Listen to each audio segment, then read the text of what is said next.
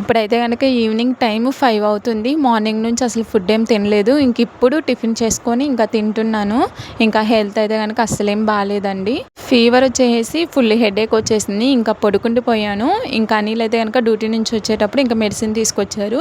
ఇంకా ఆ మెడిసిన్ వేసుకున్నాక ఇంకా ఇప్పుడు సెట్ అయిందని చెప్పేసని ఇంక ఇప్పుడు లేచి అయితే గనక నా కోసం ఇంకా నేను టిఫిన్ ప్రిపేర్ చేసుకున్నాను.